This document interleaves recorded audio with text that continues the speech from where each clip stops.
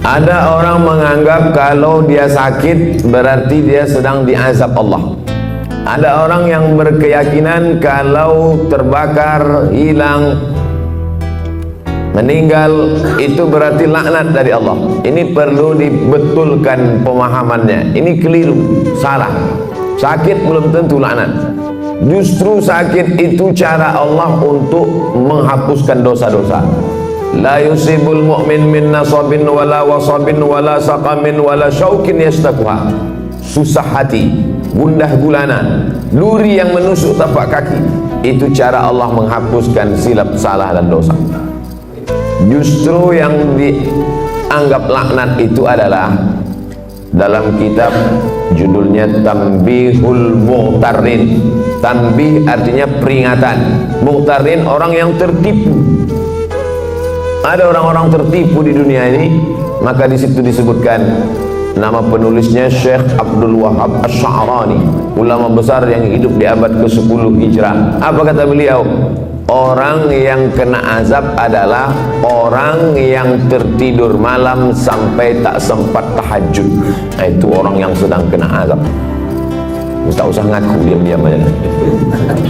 Siapa yang malam ini tak tahajud sampai tertidur, bangunnya menjelang azan subuh, nah itulah orang yang sedang kena azab atas dosa di waktu siang. Tapi Allah masih sayang sama dia. Dosanya waktu siang itu diazab Allah dengan tidak menikmati manisnya tahajud malam, diazab Allah di dunia supaya di akhirat nanti tak dapat lagi azab. Dosa orang yang melakukan perbuatan maksiat di waktu siang, maka diharamkan Allah mendapatkan manisnya, nikmatnya munajat, bersujud, berdoa di tengah malam. Nah, jadi banyak yang kita anggap azab sebenarnya bukan azab. Miskin bukan azab, susah bukan azab, risau bukan azab, duri menusuk tapak kaki bukan azab, dilaporkan ke Mabes bukan azab. Saudara yang dimuliakan Allah Subhanahu wa taala, justru azab adalah ketika tertidur lelap sampai azan subuh tiba. Alhamdulillah, malam ini yang paling afdolnya tahajud itu jam berapa Pak Ustaz? Sepertiga malam. Malam itu dihitungnya sejak jam berapa? Dari mulai setelah Isya. Jadi ngitungnya dari jam 8, 9, 10, 11, 12, 1, 2, 3, 4, 5 dibagi 3, 9, 10, 11, 12, 1, 2, 3, 4, 5. Begitu cara membagi malam itu. Maka yang paling afdal adalah 12, 1, 2. Itu makanya ada ustaz dulu menjelaskan kapan waktu yang afdal salat tahajud ustaz? Ya agak-agak jam 2 lah. Tapi zaman Nabi tak ada jam. Dari mana ustaz tahu jam 2? So aku tanya-tanya. Dan begitu dari dulu. Cara ngitungnya begitu. Ngitung malam itu dari azan Isya ke azan subuh. Nah, jadi kalau dihitung dari jam 8 azan Isya, 9, 10, 11, 12, 1, 2, 3, 4, 5. Jadi kalau saya tahajud jam 9 Pak Ustaz, sah. Tapi waktunya tak afdal, tak utama. Dia mau pergi naik pesawat ke luar negeri, pesawatnya jam 11. Habis Isya itu sholat dia, tapi tak ada tidur dulu. Kalau tidur dulu namanya tahajud. Kalau tak ada tidurnya namanya qiyamul lail. Itu beda tahajud sama qiyamul lail. Tak dapat tahajud karena tak tidur, dapat qiyamul lail. Jangan menunggu tidur sampai tak tahajud. Kau kenapa tak pernah sholat malam? Itulah aku payah, aku kalau udah tidur nih azan subuh baru bangun. Maka mala yadraku kullu la yutraku kullu. Kalau tak dapat semuanya, jangan tinggalkan semua. Tak dapat di awal waktu, di tengah waktu. 12, 1, 2 bagus, tapi berat. Banyak di antara bapak ibu yang siangnya terlalu lelah sehingga di waktu malamnya pun payah. Maka bangunnya udah mau azan subuh jam 5. bangun jam 4. Apakah hilang tahajudnya? Tetap jam 4 tetap bangun tahajud. Yang paling bagus sekali adalah mandi di waktu subuh. Kenapa begitu? Oh, mandi waktu subuh ini kan kena rematik Pak Ustadz. Yang rematik itu dari azan maghrib ke jam 12 malam. Makanya dilarang, banyak sebagian orang meyakini jangan mandi maghrib, nanti dicubit hantu, biru-biru kulit. Pergeseran waktu siang dan malam, dulu anak-anak kecil selalu dilarang, jangan lari-lari, jangan lari-lari maghrib, banyak setan. Nah, yang tak boleh itu adalah dari mulai tenggelam matahari sampai jam 12 malam. Adapun dari jam 1 ke subuh, bahkan ada terapi penyembuhan mandi malam, sehat, segar bugar. Oleh sebab itu maka bagus bangun malam mandi, tapi tak sampai pada wajib hukumnya. Apalagi dia banyak silap salah berdosa kemudian mandi taubat, dia diniatkannya mandi taubat, bagus sekali. Ma min muslimin yuznibu dzamban, ada orang silap salah buat dosa, summa yatatahhar, bersuci dia. Suci ada 3, mandi, wudu, tayammum. Yang tak bisa mandi, wudu. Wudu pun tak bisa, kata dokter tak boleh kena air. Kalau kena air mati. Tayamum, belajar tayamum bagus. Yang tak bisa tayamum, tak mungkin tak bisa tayamum. Tak bisa tayamum sendiri, ditayamumkan. Boleh dia ditayamumkan, diajarkan tayamum. Tayamum pun tak bisa, mati je lah. Habis sudah batas limit waktu untuk beribadah kepada Allah Subhanahu wa ta'ala. Kenapa kita masih hidup malam ini? Banyak orang lebih muda dari kita, lebih sehat dari kita, lebih hebat dari kita, mati. Orang kalau nengok saya banyak, wah, aku tengok gaya Ustaz ini tak lama lagi gitu. Banyak orang yang lebih sehat dari saya mati duluan, saya hidup. Ustaz sering-sering jogging biar agak segar sedikit, banyak habis jogging mati. Tapi jangan takut jogging gara-gara ini. Yang olahraga tetap. Kita sehat hidup hari ini bukan karena olahraga. Kita hidup ini bukan karena rajin check up. Kita hidup ini bukan alladzi khalaqal mauta, Allah yang menciptakan mati, wal hayata, Allah menciptakan hidup dan mati. Untuk apa dibuat Allah ada hidup ada mati? Liyabluwakum ayyukum ahsanu amala. Allah ingin menguji siapa yang paling baik amal. Jadi kita masih hidup subuh ini, jangan sampai salah jawab. Bapak, kenapa bapak masih hidup sampai sekarang? Saya ini rajin jaga 4 sehat 5 sempurna. Banyak orang makannya sehat, dijaganya betul. Bapak makan ini takut kolesterol, bapak makan ini takut darah tinggi, bapak makan ini takut gula darah, menguap mati.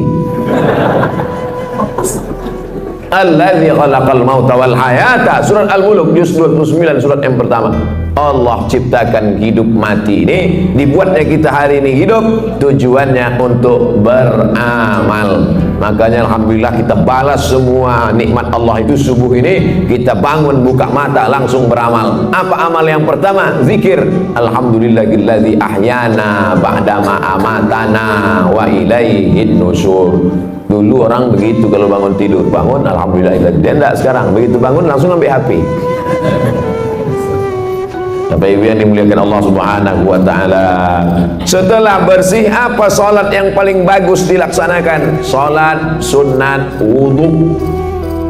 Dalilnya mana? Hadis riwayat dari Bilal bin Rabah. Bilal, ya Rasulullah, ku dengar suara selopmu dalam surga. Suara sendal bergesek ke lantai, kresek. Apa maknanya kalau kita dengar suara selop orang? Itu menunjukkan dia dekat, suara selopnya kedengaran. Sebagian orang begitu, ada juga sebagian lagi tak terdengar suara selopnya, tercium bau asapnya. Merokok. Ku dengar suara selop sendalmu dalam surga, hai Bilal. Apa amal kau Bilal? Kata Bilal, aku tak pernah meninggalkan solat sunnah setelah bersuci berwudu. Tak pernah dibuat Nabi, tak pernah disuruh Nabi, tak pernah diajarkan Nabi, tak pernah Nabi mengatakan hai orang beriman, kalian kalau habis wudu sholat sunnahlah kalian, tak pernah. Itu murni inisiatif, ide dari Bilal. Setiap habis wudu sholat sunnah dia. Setiap habis wudu salat sunat dia. Lalu kemudian Allah tunjukkan kepada Sayyidina wa Maulana Muhammad sallallahu alaihi wasallam, ini balasan amal Bilal. Nabi bertanya, itu bukan Nabi tak tahu, Nabi mau ngasih tahu pada orang yang menuduh bahwa perbuatan baik itu jangan asal dilaksanakan. Nih perbuatan baik yang tak pernah dibuat Nabi tapi disetujui Nabi. Engkau masuk surga gara-gara amalmu wahai Bilal. Maka kita pun kalau mau ikut amal baik, habis wudu sholat sunat. Bagi yang pakai usolli sunnatal wudu raka'ataini lillahi ta'ala. Bagi al-wasliyah pakai usolli, Muhammadiyah tak pakai usolli. Allahu Akbar. Niatnya di mana? Dalam hati. Tak usah berkelahi antara al-wasliyah Muhammadiyah. Kau, aku dua-dua tak pernah buat. Parah. Seumur hidup tak pernah sholat sunat wudu agak sekali. Buatlah banyak-banyak Pak Ustaz, asal setiap habis wudu sholat sunat wudu. Bagus sekali. Lalu setelah sholat sunat, ayatnya Pak Ustaz terserah. Faqra'u ma tayassara minal Qur'an. Bacalah apa yang mudah bagimu dari Al-Quran. Ghairil maghdubi alaihim waladdallin. Amin. Apa yang ingat? Kebetulan orang baru balik haji. Ingat ayat haji? Wa atimmul hajja wal umrata lillah. Ayat apa ingat? Ayat tentang kurban Pak Ustaz. Inna a'tainakal kautsar fasholli li rabbika wanhar inna syani'aka huwal abtar. Apa aja ayat yang kau ingat? Itu baca. Kalau tak baca ayat Pak Ustaz, sholatnya sah. Membaca ayat itu hukumnya sunnah. Tak dibacanya ayat sah. Tapi parah kali lah itu pula. Baca ayat pun tak bisa. Kalau qul huwallah aja saya baca Pak Ustaz, sah. Ada sahabat Nabi membaca ayat dalam sunat, solat sunat, dari mulai habis isya sampai azan subuh. Ayatnya tak diganti-gantinya, qul huwallah. Namanya Qatadah bin Nu'man. Nama kitab yang menceritakan Al-Musnad. Nama pengarang Al-Musnad Ahmad bin Hambal, meninggal tahun 241. Nama kerennya Imam Hambali. Hambal artinya karpet. Orang Medan bilang hambal karpet kan. Coba ke bawah hambal tuh, hambal. Imam Hambali, Ahmad bin Hambal. Di dalam kitab itu disebutkan, hadisnya sahih. Qatadah bin Nu'man sholat sunat dari isya sampai subuh, ayatnya qul huwallah, tak diganti-gantinya. Dilaporkan ke Nabi, ya Rasulullah, ini ada orang aneh ini, ayatnya tak diganti-gantinya, qul huwallah aja.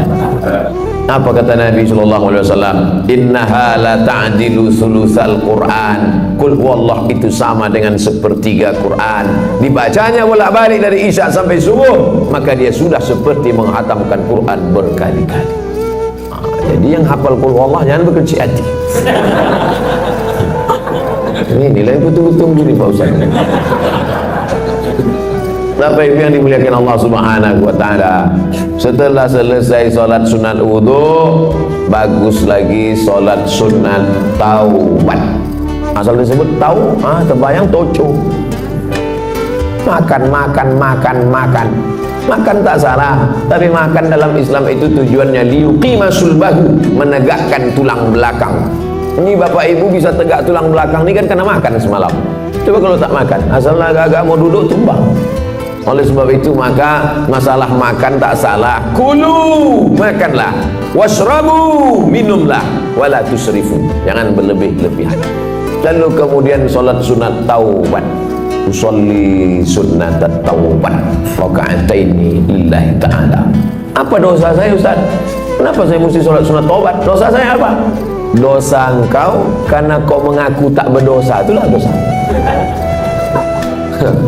Jangan sangka dosa itu mencuri, merampok, berzina, minum khamar. Mengaku tak berdosa, itu sudah dosa. Kenapa begitu? Karena Nabi Muhammad sallallahu alaihi wasallam, apa kata Nabi? Inni tubtu ila rabbi, aku bertobat sehari semalam. Istaghfartu, aku beristighfar sehari semalam aktsar min mi'ati marrah, lebih dari 100 kali, atau kama qala Rasulullah sallallahu alaihi wasallam. Apa dosa Nabi? Mana ada dosa dia? Dia bukan pernah buat dosa berzina, makan haram. Tak ada dosa dia. Di zaman jahiliyah pun orang jahiliyah menggelar dia Al-Amin, orang paling jujur dan amanah. Ternyata diteliti ulama, kenapa Nabi itu istighfar taubatnya sampai 100 kali sehari semalam? Apa salah dia? Karena dia menghitung lupanya dihitung sebagai dosa. Lupa dia dihitung dosa. Kalaulah lupa kita ini dihitung dosa, tak ada kita dimasuk surga. Dalam sembahyang pun kadang lupa. Allahu Akbar, nampak kunci dalam laci. Fawailul lil musallin. Kata siapa? Kata imam. Ayat yang kedua, rakaat kedua tadi. Alam tara kaifa fa'ala rabbuka Ara'aita. Untung ada yang meluruskan. Tidak selamanya Ustaz itu betul. Jangan Ustaz itu salah diteruskan juga ayat dia. Ara'aita allazi yukadzibu biddin. Tahukah kau siapa yang mendustakan agama? Bukan orang yang minum khamar. Orang mendustakan agama bukan orang korupsi. Siapa orang mendustakan agama? Ara'aita allazi yukadzibu biddin fadzalika allazi yad'ul yatim. Kalau ada orang rajin puasa sunat, bolak-balik haji ke Makkah, tapi anak yatim tak bayar uang sekolah, dia diam, itulah orang mendustakan agama. Fadzalika alladzi yad'ul yatim wa la yahuddu ala ta'amil miskin. Saya baru dapat video anak kecil bersandar di dinding, digeser sama petugas, jatuh, mati dalam kelaparan. Pengamen, gembel, meninggal dalam kelaparan, tak makan. Siapa yang bertanggung jawab? Dituntut di hadapan Allah Subhanahu wa taala. Walaupun ibadahnya bolak-balik ke Makkah, walaupun haji dan umrahnya banyak. Siapa itu? Fadzalikal ladzi yad'ul yatim. Itulah mengapa Abu Bakar, Umar, malam-malam Umar bin Khattab keliling. Umar bin Khattab malam-malam keliling. Didengarnya suara mak-mak memasak. Klontang-klonteng, ditengoknya yang dimasak batu. Kenapa kau masak batu? Anakku menangis, ku suruh diam, dia tak diam. Jadi aku pura-pura masak biar supaya dia tidur. Celaka Umar bin Khattab itu khalifah dia, tapi kami tak dapat ini sembako, tidak sembako, gandum. Pergi Umar bin Khattab ke Baitul Mal, diambilnya gandum, dimasukkannya ke dalam goni, dipikulnya sendiri, dia sendiri mengantarkan. Nih, kenapa tak disuruhnya stafnya, staf tolong kau pikulkan gandum dah. Dia takut dituntut di hadapan Allah Subhanahu wa taala. Berjalan lagi Umar bin Khattab di suatu malam, belusukan dia tengah malam, didengarnya ada suara ibu-ibu menyuruh anak gadisnya membungkus air susu kambing. Bungkus nak, bungkus. Ya mak, bungkus cepat sikit, besok kita jual. Ya, kau campur sikit pakai air. Campur pakai air. Kenapa kita campur pakai air? Nanti kalau tahu Umar bin Khattab, mana dia tahu, dia sedang tidur dulu. Umar bin Khattab sedang menguping. Ditandai Umar bin Khattab rumah. Umar bin Khattab tak tahu.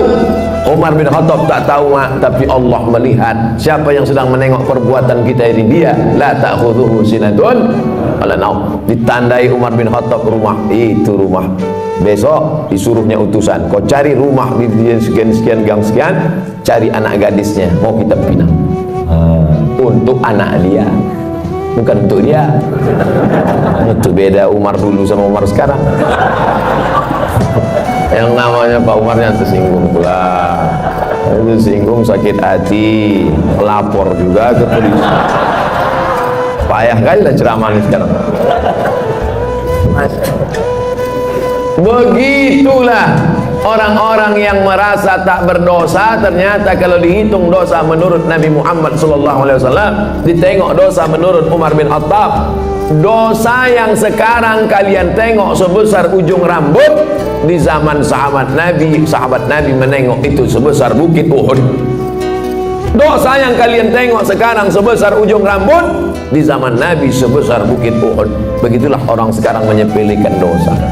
Kau kan berdosa. Alah, tak banyak kali, tetangga kita lebih parah dari itu. Menyepelekan dosa. Dosa besar, dosa kecil, bukan ditengok dosanya, tapi di hadapan siapa dosa itu dilakukan. Bukan ditengok besar kecil dosa, tapi di mana dan di hadapan siapa dilakukan. Ngupil, maaf cakap, ngupil ngorek tai hidung, mana pula dosa? Carilah ayat Quran yang melarang ngorek hidung. Tak ada. Tapi coba kalau dilakukan di istana negara, diliput 10 stasiun TV live. Diundang ke istana, dapat penghargaan, pas sedang duduk-duduk ngupil. Semua TV, RCTI, SCTV, MNC TV, TVRI, semua live. Itu jadi berita besar apa tak besar? Besar. Semua orang menengok. Kalau perbuatan kecil ditengok orang banyak menjadi besar, bagaimana dengan perbuatan kita yang disaksikan oleh yang maha besar? Oleh sebab itu maka jangan pernah menyepelekan yang kecil. Inti yang ingin saya sampaikan, jangan sampai merasa tak berdosa. Kita ini banyak silap, banyak salah, banyak salah. Apa dosa saya? Apa dosa saya? Apa silap saya?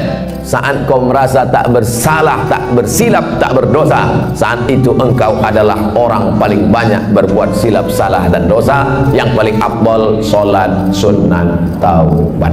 Yang sudah melaksanakan alhamdulillah, yang belum besok malam mudah-mudahan masih hidup lagi. Setelah sholat sunat taubat, ini mesti nih Pak Ustaz, namanya juga sunat. Ini kan cerita kita ini sunat, bukan wajib. Kalau perintahnya kuat, wajib. Kalau tidak kuat, sunat. Larangannya kuat, haram. Larangannya tak kuat, makruh. Tak disuruh, tak dilarang, mubah. Nah, ini 5 kotak ini jangan digeser-geser. Perintahnya kuat, wajib.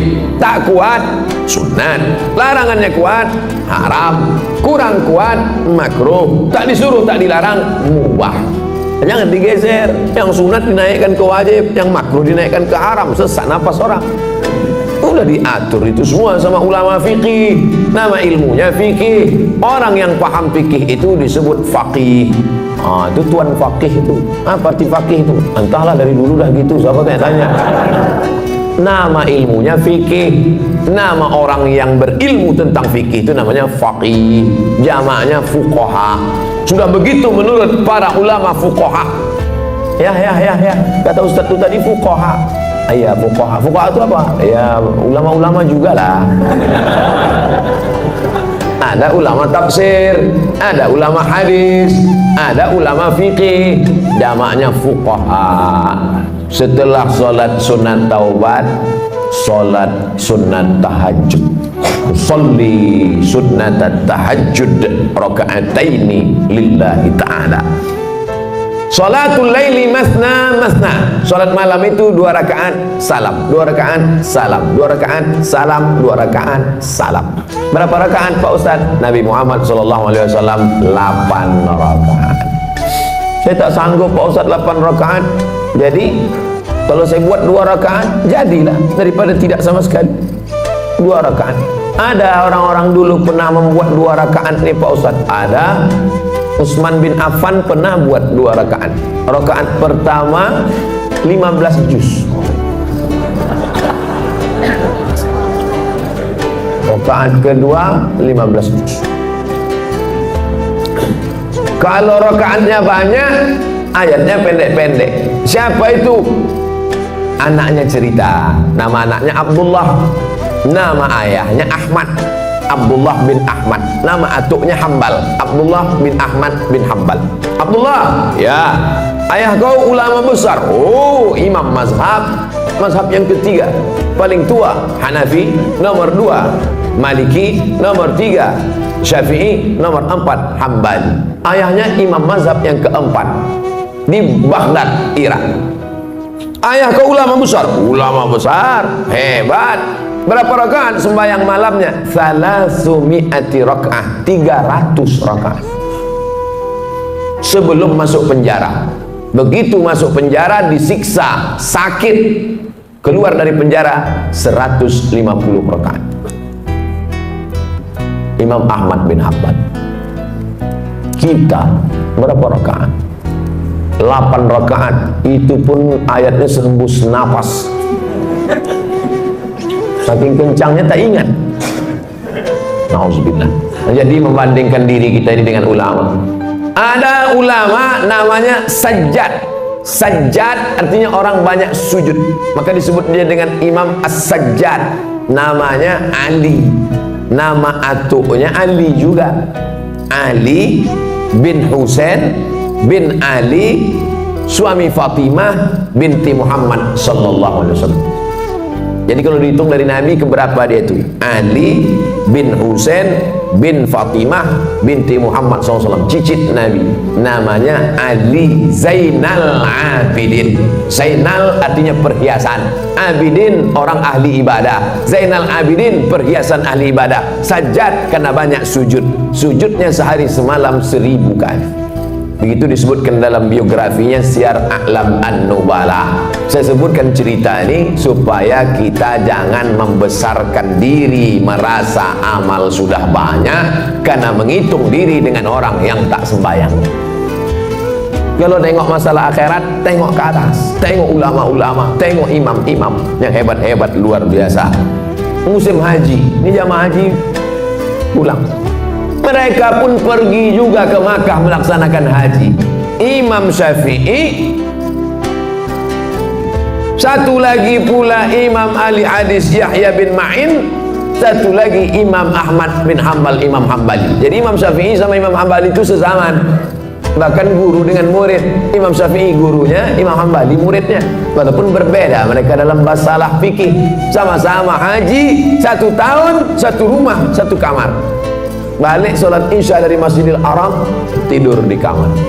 Imam Syafi'i berbaring miring, Imam Hambali tegak ruku sujud, tegak ruku sujud, tegak ruku sujud sampai azan isya.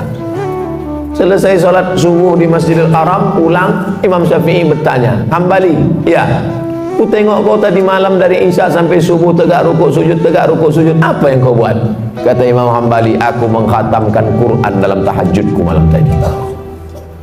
Imam Syafi'i bertanya ke Imam Yahya bin Ma'in, Yahya, aku tengok kau tadi malam miring kiri, miring kanan, miring kiri, miring kanan, tak tidur-tidur, apa yang kau buat? Aku sedang menyeleksi hadis sahih, hadis palsu, hadis sahih, hadis palsu, hadis sahih, hadis palsu. Tidak pakai laptop, bukan macam Ustaz sekarang. Lalu mereka bertanya balik ke Imam Syafi'i, Syafi'i, kau menengok kami berarti kau tak tidur tadi malam? Tidak. Apa yang kau buat? Aku mengeluarkan hukum halal, haram, makruh, mubah, 200 hukum keluar tadi malam dari Quran dan hadis. Andai kita jamaah yang keempat malam itu, kebetulan satu kloter sama orang itu, apa lagi yang kita buat malam itu agaknya? Mungkin nasib memoto mereka bertiga aja.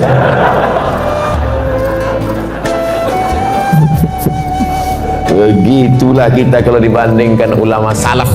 Itu yang salaf tuh. Salaf artinya yang hidup di abad 3 pertama. Yang kata Nabi, khairul qurun qarni, sebaik-baik abad adalah abadku, tsummal ladzina yalunahum, seabad sesudah itu, tsummal ladzina yalunahum, seabad sudah itu. 3 abad pertama ini disebut dengan generasi salaf. Jadi kalau ada orang sekarang mengatakan saya salaf, salaf kudis. Yang betul itu adalah kita pengikut ulama salaf, bukan kita nih salaf. Salaf kaki 3 ialah pengikut ulama salaf kita ini, mengikut akhlak mereka, mengikut ibadah mereka. Kalau kita ikut mereka, maka kita akan bisa bersama dengan mereka dalam surga Jannatul Firdaus. Nabi Muhammad sallallahu alaihi wasallam. Nah, setelah dapat 8 rakaat mengikut Nabi sallallahu alaihi wasallam, Nabi itu 8 rakaat. Ya, yang menengok siapa? Istri dia, namanya Ummul Mukminin, ibunya orang beriman, Sayyidatuna Aisyah radhiyallahu anha. Aku tengok Nabi salat. Berapa rakaat Nabi salat? Kata dia 11 rakaat. Karena 8 ditambah 3 ditutup dengan witir. Ij'alu akhira salatikumul laila al-witra. Jadikanlah salat malam kalian yang terakhir ditutup dengan witir. Makanya habis tahajud 8 tu tutup witir. Usolli sunnatal witri thalatha raka'atin. Bagi yang mau 3 rakaat 1 salam, tidak pakai tasyahud awal supaya tak sama macam maghrib. Tapi bagi yang mazhab Syafi'i dibuat dia 2-1. Witir kan ganjil Pak Ustaz. Ya. Lalu yang 2 itu apa namanya? Syafa'. wal fajri walayalin ashri wasyaf'i wal watri. Watri ganjil, syafa' genap. Jadi sholat 2 rakaat dulu. Usolli sunnat syaf'i ma'al witri. Aku sholat syafa' 2 rakaat sepaket dengan witir lillahi ta'ala. Habis itu baru sholat witir 1 rakaat. Dia masih 3. Pilihlah. Masjid ini kemarin waktu bulan Ramadan witirnya 21 atau 3 rakaat 1 salam. 21 dengan 3 rakaat 1 salam. Dalam mazhab Syafi'i lebih afdal 21, karena yang 2 rakaat 1 salam itu iftitahnya 2 kali, tasyahudnya 2 kali, lebih banyak amalnya. Tapi saya tak menyalahkan yang 3 rakaat 1 salam tanpa tasyahud awal supaya tak sama dengan maghrib, karena ada juga dalam pendapat para ulama. Tak perlu mempermasalahkan yang tak masalah sehingga menjadi masalah. Disitulah letak masalahnya. Nah, habis witir, sholat hajatnya kapan Pak Ustaz? Kalau mau sholat hajat bisa sebelum tahajud tadi atau di sela-sela dari tahajud ke witir. Yang penting setelah habis witir tutup, selesai. Waktu menjelang azan subuh, apa yang perlu kita lakukan? Wabil ashari hum yastaghfirun. Paling bagus di waktu sahur menjelang azan subuh, banyak-banyak beristighfar. Ambil tasbih, istighfar. Astagfirullahaladzim, astagfirullahaladzim, astagfirullahaladzim. Tasbih-tasbih yang tergantung di kaca spion itu cabutlah. Udah lama betul mobil itu bertasbih dah. Jangan sampai mobil itu masuk surga, awak masuk neraka. Cabutlah, cabut. Besok cabut. Astagfirullahaladzim, astagfirullah. Man lazimal istighfar, siapa yang memperbanyak istighfar, 3 balasan orang banyak istighfar. Ja'alallahu lahu min kulli dhiqin makhraja. Kesempitan hidupnya dikasih Allah kelapangan. Wa min kulli hammin faraja. Kesusahannya diberikan Allah kesenangan. Wa razaqahu min haitsu la yahtasib. Dikasih Allah rezeki dari jalan yang tak disangka-sangka. Hati susah senang bukan karena harta, karena banyak orang kaya raya mati bunuh diri karena hatinya sempit. Orang yang disempitkan Allah dadanya, dipendekkan Allah pandangan matanya, sejengkal saja dia menengok dunia, mudah stres, depresi. Angka bunuh diri terbesar di dunia bukan di Indonesia.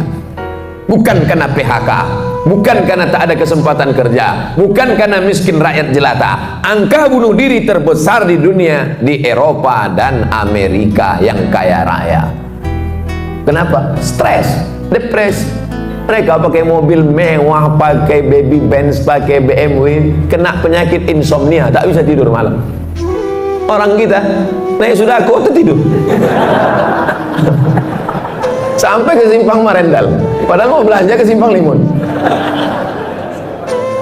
Bayangkan itu. Bapak ibu pikir tidur ini masalah sepele. Berapa banyak orang kaya tak bisa tidur, makan pil tidur. Betul tak cerita? Oleh sebab itu kalau ada kawan tertidur, diamkan aja. Nah itu dia sedang dalam nikmat yang besar.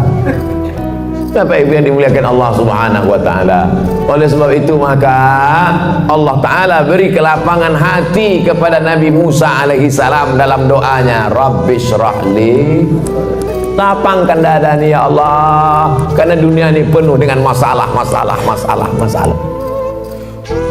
Nabi Muhammad SAW juga dilapangkan Allah dadanya. Apa kata Allah? Alam nasyrah laka, minta kelapangan hati. Kalau cerita masalah sempit sekarang ini, saya yang paling sempit hati saya. Ini sedang dilaporkan.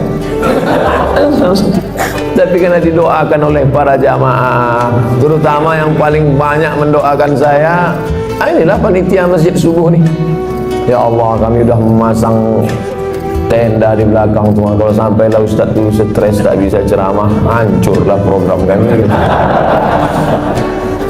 Bapak ibu yang dimuliakan Allah subhanahu wa ta'ala, dengan berzikir, bersolat, bertasbih, beristighfar bukan berarti manusia tidak menghadapi masalah, karena dunia tempat masalah. Tapi dengan berzikir, bertasbih, beristighfar adalah merubah cara kita menghadapi masalah. Allah berikan kelapangan hati, Allah berikan kesabaran, Allah berikan. Banyak orang-orang soleh itu mati di tiang gantung, Siapa contohnya? Tonton film Umar Mukhtar, pejuang dari Libya yang menggantungnya Mussolini.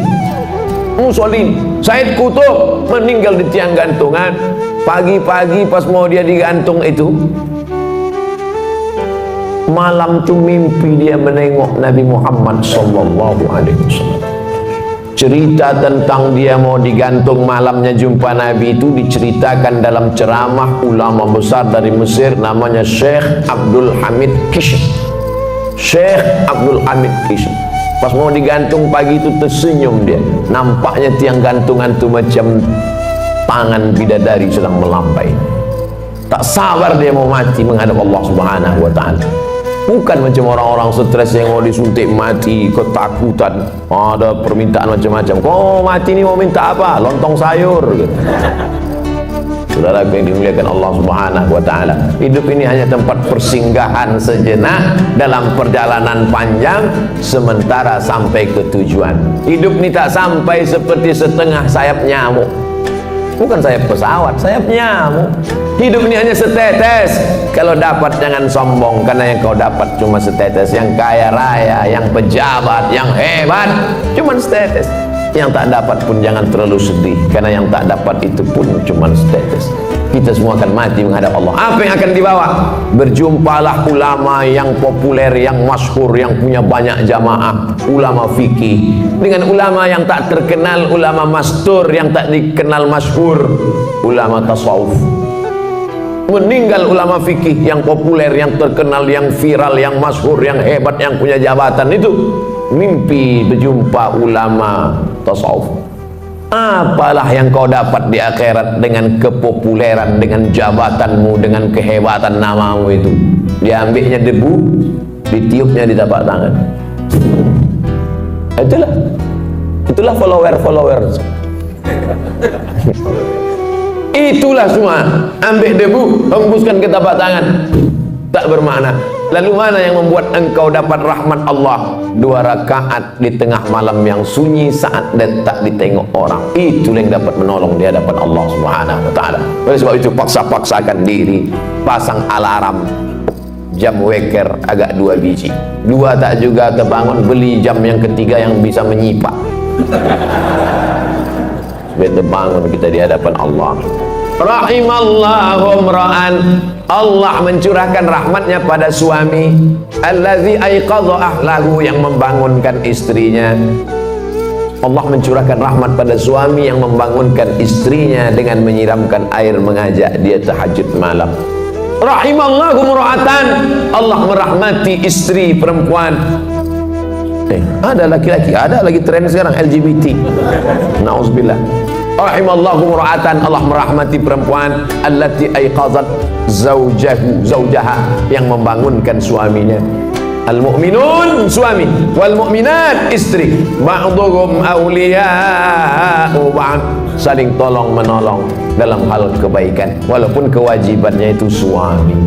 Ya ayyuhalladzina amanu, hai para suami, anfusakum, jaga istrimu, wa ahlikum, anakmu, naro, dari api neraka. Aslinya yang mengajak solat, yang mengajar solat, yang membangunkan solat, yang mengingatkan solat, suami. Tapi dunia sudah mau kiamat.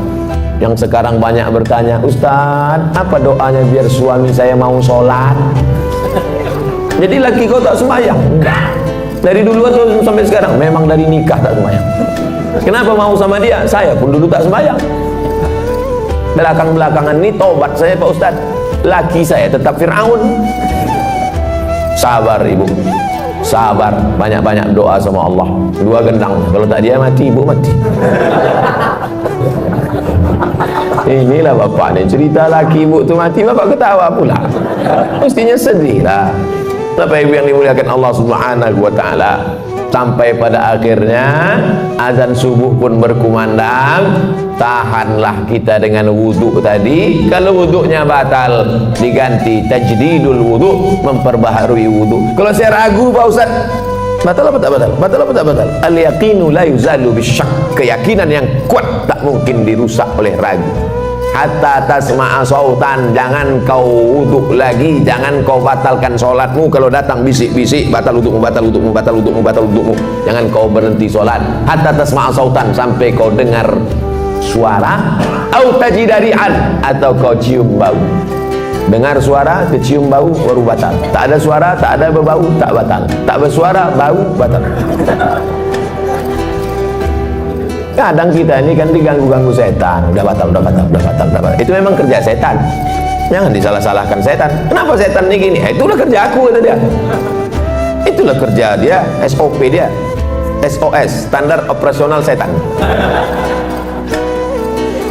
Nah, azan subuh ke masjid, rakaatul fajri, 2 rakaat qabliyah subuh, khairum minad dunya wa ma fiha. Siapa yang paling kaya di dunia ini sekarang? Bill Gates, yang punya Microsoft. Siapa yang paling kaya di dunia ini sekarang? Yang punya Yahoo, yang punya Google, Facebook. Siapa yang paling kaya di dunia ini sekarang? Yang paling kaya sekarang adalah kita, karena kita sudah dapat dunia dan seisinya qobliyah subuh. Yang tadi qobliyah subuh, yang tadi tak qobliyah subuh, masbuk terlambat, boleh qobliyah subuh setelah sholat subuh, tapi jangan di masjid. Balik ke rumah qobliyah subuh, qadha, diganti. Tapi jangan tiap-tiap subuh. Sekali-sekali. Kalau tiap-tiap subuh itu namanya hobi. Usolli sunnatas subhi raka'ataini qabliyatan.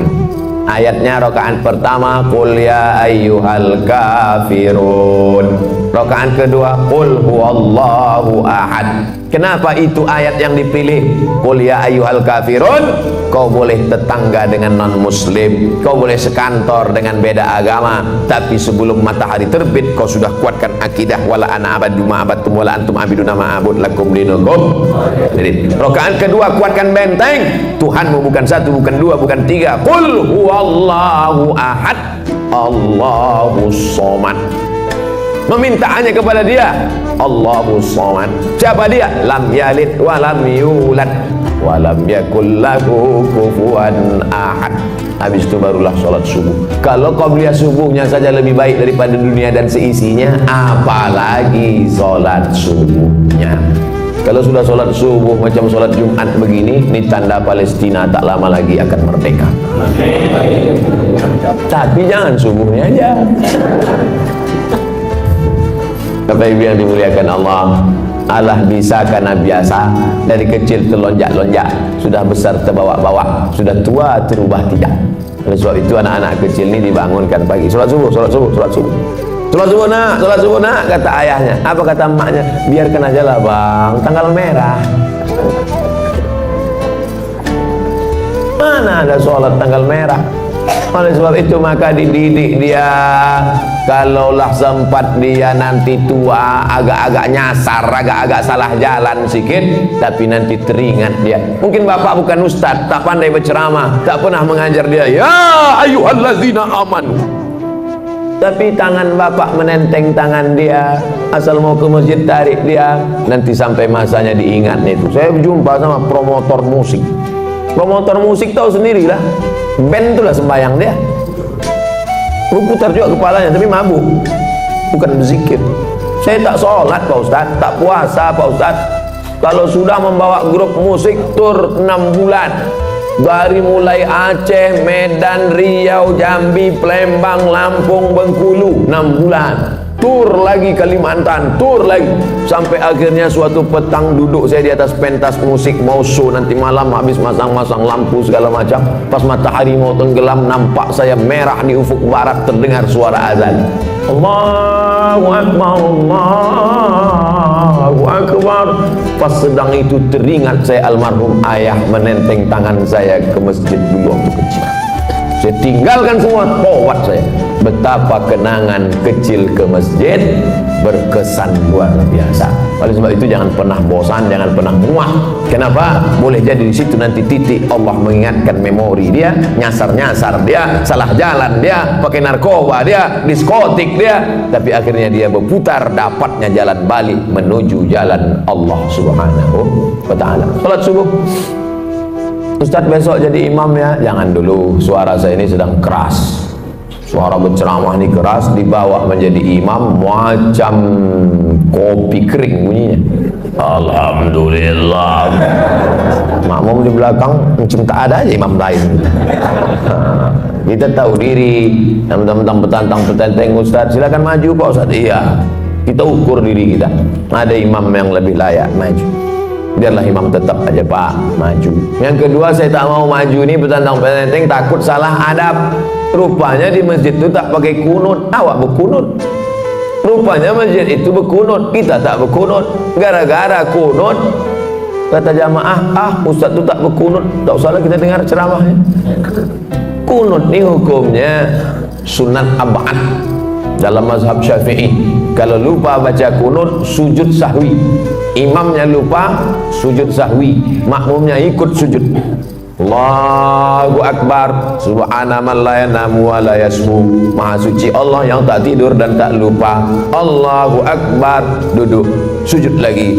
Subhana man la yanamu wa la yashu, baru salam. Assalamualaikum warahmatullahi. Menurut mazhab Syafi'i. Rupanya masjid kita tadi berkunut. Allahumma hdina fi man hadait. Makmum tinggal amin, 5 amin. Allahumma hdina fi man hadait, amin. Wa'afina fi man afait, amin. Wa tawallana fi man tawallait, amin. Wa barik lana fi ma atait, amin. Wa qina bi rahmatika syarra ma qadait, amin. Sisanya tak diaminkan, baca sendiri. Fa innaka taqdi wa la yuqda 'alaika wa innahu la yadhillu man walayta wa la yu'izzu man hadait, tabarakta rabbana wa ta'ala. Falakal hamdu 'ala ma qadait, nastaghfiruka wa natubu ilaik. Tutup dengan selawat. Wa sallallahu ala sayyidina Muhammadin nabiyil ummi wa ala alihi wa sahbihi wa baraka wa sallam. Tak hafal Pak Ustaz, gerak-gerakkan yang mulut. Doa sunat, diam aja. Yang wajib itu rukun Fatihah. Sunat baca, tak bisa baca, diam. Ingat Allah Subhanahu wa ta'ala. Lalu kemudian setelah sholat pula kita tak keluar masjid. Ma min muslimin yudhnibu dzamban man shallal ghadata fi jama'atin. Siapa yang sholat subuh berjamaah, summa qa'ada yadhkurullah, habis sholat dia tak keluar masjid tapi duduk berzikir. Majelis ilmu ini majelis zikir, karena yang kita bahas, kita ceritakan tak ada lain Quran, hadis, pendapat ulama. Quran, hadis, pendapat ulama. Siapa yang sholat subuh berjamaah, duduk berzikir mengingat Allah, hatta tatul asyam, sampai terbit matahari. Mudah ngitungnya. Sekarang maghrib jam berapa? Jam 6.39. Nanti sholat isyraq mulai jam 6.39. Tapi tak berlaku di Saudi Arabia. Ini untuk Indonesia tropis. Bagi yang payah untuk menghitung kapan mulai sholat sunat isyraq, maka 6.39 sholat sunat isyraq. Syarat sholat sunat isyraq 3: sholat subuh berjamaah, duduk berzikir mengingat Allah sampai terbit matahari. Sholat sunat isyraq 2 rakaat. Usolli sunnatal isyraq, pakai qaf. Isyraq artinya terbit matahari. Kalau pakai kaf, isyraq syirik. Kau sembahyang apa tadi? Sembahyang isyraq, sembahyang syirik lah. Nama waktunya syuruq, nama sholatnya isyraq. Usolli sunnatal isyraq raka'atain lillahi ta'ala. Nanti kita sholat sunat isyraq. Habis ini saya jawab pertanyaan. Sholat sunat isyraq 2 rakaat. Hadis riwayat Tirmidzi, status hadis hasan, layak diamalkan. Siapa yang sholat subuh berjamaah, duduk berzikir mengingat Allah sampai terbit matahari, sholat sunat isyraq 2 rakaat, apa pahalanya? Kanat lagu ka ajri hajjatin wa umrah, dapat pahala macam haji dan umrah. Tamah, sempurna. Yang sudah bayar ONH jangan bangga. Bayar 2017, berangkat 2031. Kenduri tiap tahun. 2030 mati. Tapi Allah kasih jalan lain. Yang tak punya duit jangan kecewa, jangan kecil hati. Sholat subuh berjamaah, duduk berzikir dengan Allah sampai terbit matahari, sholat sunat isyraq 2 rakaat. Tapi yang udah bayar ONH jangan ditarik balik. Jangan nanti balik dari sini pergi ke bank, saya tarik balik ONH. Kenapa? Tadi udah dapat pahala macam haji dan umrah. Tak dapat sekali sehari, seminggu sekali. Alhamdulillah subuh ini dapat kita laksanakan. Akhirnya saya mulai jam tadi 5:30, sekarang 6:30, sesuai janji 60 menit. Diurutkan dari mulai bangun tidur sampai terbit matahari. Selanjutnya kita jawab pertanyaan. Nanti selesai ini kita masing-masing langsung sholat sunat isyraq masing-masing. Supaya saya kasih tahu supaya jangan menghidupkan kamera masing-masing. Kita sedang safar. Safar maksudnya musafir. Namanya safar, orangnya musafir. Ketika masuk masjid, masuk waktu sholat maghrib, apakah bisa kita berimam sholat maghrib seperti biasa, tidak jamak qasar, setelahnya baru kita menjamak qasar? Ya. Allahu Akbar, Allahu Akbar.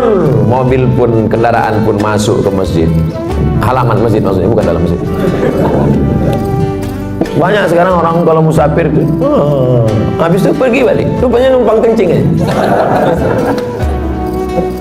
Sholat maghrib dia, maka bapak dan ibu ikut sholat maghrib sama si imam tuh niatnya jamak qasar, jamak takdim. Setelah salam dia tegak. Kalau sendirian, qomat sendirian. Kalau kebetulan rombongan, angkat satu jadi imam. Sholat isya jamak qasar, jamak takdim. Udah selesai. Kasusnya sekarang zuhur. Pas zuhur ikut imam, jamak qasar, jamak takdim. Berapa rakaat? 4. Tapi qasar 2 Pak Ustaz. Kenapa 4? Karena imamnya mukim. Imamnya mukim. Al-imam ju'ilal imam liutamma bi. Imam itu diangkat untuk diikuti. Kita ngikut imam. Imamnya 4, kita pun ikut 4. Nanti setelah salam tegak lagi jamak qasar, jamak takdim, asarnya 2. Zuhurnya 4 karena ikut imamnya mukim. Tapi karena saya ustad, imam pun tak mau maju. Tengoknya saya, Ustaz Somad, silakan maju Ustaz. Saya bilang saya ini musafir, bapak yang mukim lah jadi imam. Tak apa-apa Pak Ustaz, Ustaz lah tetap maju. Akhirnya saya maju, sholat zuhurnya saya 2 rakaat, tapi makmumnya tetap 4. Assalamualaikum warahmatullah. Saya musafir, makmumnya mukim. Makmum yang mukim itu tegak menambah 2 rakaat. Jangan bingung, ini banyak makmum bingung. Tengoknya imam salam, aku salam apa tidak ya? Nah, begitu kalau musafir. Berapa jarak kilometer musafir nih Pak Ustadz? 89 kilometer. Medan kisaran 160. Medan Pekanbaru 600. Yang tak percaya hitung sendiri. Setelah sholat Idul Fitri, Idul Adha, apa boleh kita sholat duha? Sholat duha waktunya terbuka dari mulai syuruk lewat 15 menit 6.39 sampai 10 menit 15 menit menjelang azan zuhur. Zuhur 12.32 kurang 15, 12.15. Masih ada waktu duha. Jumlah rakaatnya tidak terbatas, unlimited edition. Tapi katanya ada yang mengatakan 2 rakaat Pak Ustaz. Hadis riwayat Abu Hurairah, Ausani Khalili, orang yang kucintai berpesan padaku jangan tinggalkan 2 rakaat. Katanya ada yang mengatakan 8 rakaat Pak Ustaz. Hadis Ummu Hani, Nabi sholat 8 rakaat. Katanya ada yang mengatakan tak berbatas Pak Ustaz. Riwayat Aisyah radhiyallahu anha, karena Rasulullah SAW yusalli 4 rakaatin thumma yazidu ma syaa. Nabi menambah sesuai kehendaknya. Jadi yang 2 ada riwayat, yang 8 ada riwayat yang batas. Jadi Idul Adha, Idul Fitri, kapan mau dia laksanakan ditambahnya lagi, maka tetap boleh sholat duha. Apakah batal wudhu suami istri kalau bersentuhan Pak Ustaz? Aula mastumun nisa, kalau kau menyentuh perempuan Menurut mazhab Hanafi tak batal karena makna lamastumun nisa di situ bukan menyentuh kulit. Maaf, cakap makna lamastumun nisa jima, berhubungan kelamin baru batal. Hanafi. Mazhab Maliki mengatakan bersentuh kulit kalau bersyahwat baru batal, kalau tak ada syahwat tak batal. Kebetulan kawan-kawan saya dari Muhammadiyah pakai majelis tarjih, mereka tarjihkan mazhab Maliki ini dalam masalah bersentuhan. Makanya dia sebelum pergi ke kantor salam, mama, papa pergi dulu ya. Sampai di kantor sholat duha dia. Kau tak wuduk lagi? Tak batal kok. Aku tak nafsu sama tadi waktu salam. Mazhab Syafi'i makna lamastumun nisa bersentuhan kulit, bernafsu ataupun tak bernafsu batal. Al-Wasliyah pakai mazhab Syafi'i. Makanya asal bersentuhan batal. Apalagi tinggal di Medan, Sungai Deli, di tepi sungai, air banyak. Saya jelaskan tiga-tiga ini supaya kita tak berkelahi masalah ini. Nanti datang orang jamaah tabligh dari India, Pakistan, Bangladesh, mazhabnya Hanafi, tak kita salahkan. Dia misalnya jalan sama istrinya, lalu kemudian pegang tangan, lalu kemudian dia sholat. Oh, ini aliran sesat ini. Karena kita berwudu, dia tak berwudu. Selama masih ahlu sunnah wal jamaah. Ustadz sendiri pakai yang mana? Saya pakai mazhab Syafi'i. Asal bersentuh batal, saya wudu balik. Asal bersentuh batal, saya wudu lagi. Tapi dia tak salahkan Hanafi dengan Maliki.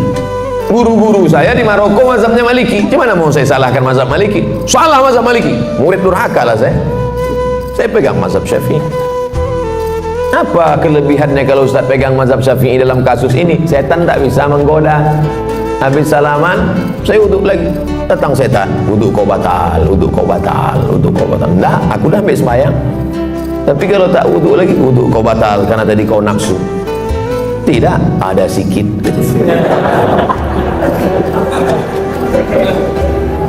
Semoga Pak Ustadz dirahmati Allah, amin. Pak Ustadz, saya ibu rumah tangga, umur 52 tahun.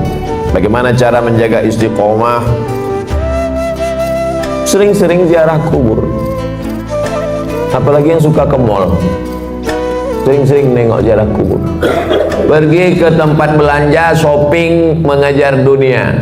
Mau itu, mau ini, mau itu, mau ini, sampai tas kulit, baju, 3 lemari. Mati, habis diambil bini abang tu yang baru. Tapi kalau kita mengingat mati, secukupnya hidup bersahaja. Adapun kelebihan duit, berikan, bayarkan sekolah anak yatim, kasih makan fakir miskin, membuat kita istiqomah.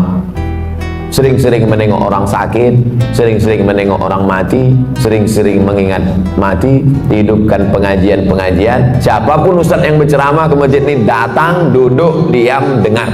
Ngantuk-ngantuk sedikit, diampunkan Allah SWT. Apa hukum menyambut tahun baru Pak Ustadz?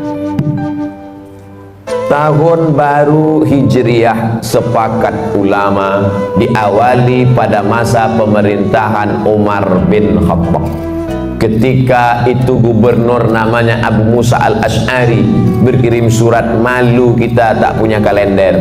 Akhirnya bermusyawarah sahabat, ditetapkanlah 1 Muharram sebagai tahun baru Islam, Hijrah namanya.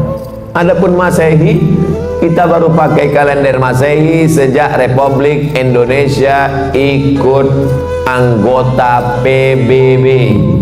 Dulu nama kalendernya itu kalender Julian, karena Julian itu adalah kaisar Romawi yang membuat kalender Julian. Bulan 1 dibuat nama patung, namanya Januari. Januari itu kepalanya 2. Carilah patung Januari di internet. Patung Januari, kepalanya 2, satu ke muka, satu ke belakang. Itu maka dibuat dia bulan 1, karena dia meninggalkan 2019 menatap 2020. Romawi punya sebelum Nabi Isa alaihissalam.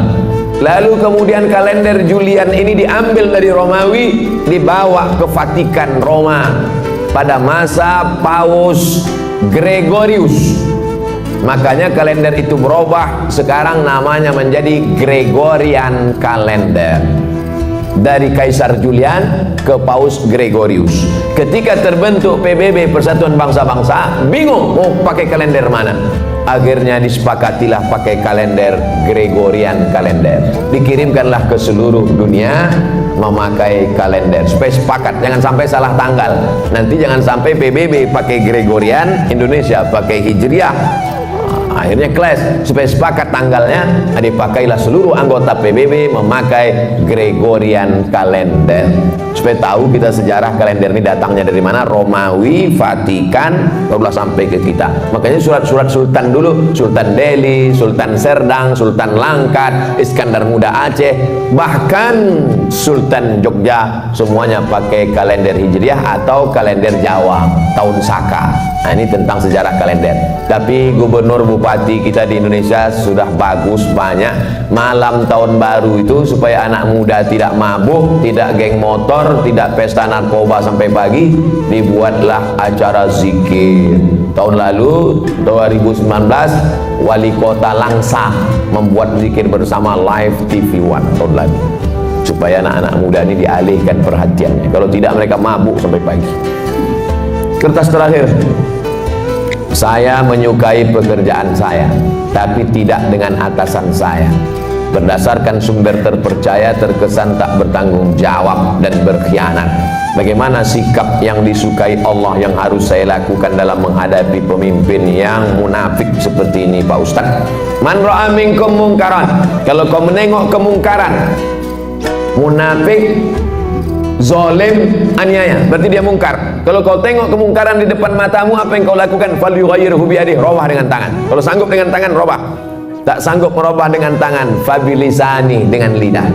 Bercakap, ngomong, sanggup tak? Speak up.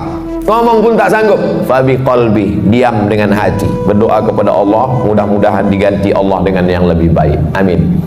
Wa dzalika adhaful iman, itulah selemah-lemah iman. Sanggup dengan tangan, robah. Tak sanggup dengan tangan, lisan. Tak sanggup dengan lisan, dengan iman dalam hati. Begitu dalam hadis Nabi Muhammad sallallahu alaihi wasallam. Semua sudah ada tuntunannya dalam Quran dan Sunnah. Taraktu fikum amraini, kutinggalkan tak banyak untuk bekal kalian, kata Nabi, dua saja. Inta masaktum bihima, kalau kamu pegang yang dua ini, lan tadillu abada, tak akan sesat untuk selamanya. Al-Quran dan Sunnah Rasulullah. Terus hidupkan kajian-kajian tafsir hadis di masjid, di rumah kita. Mudah-mudahan kita selamat dunia dan akhirat.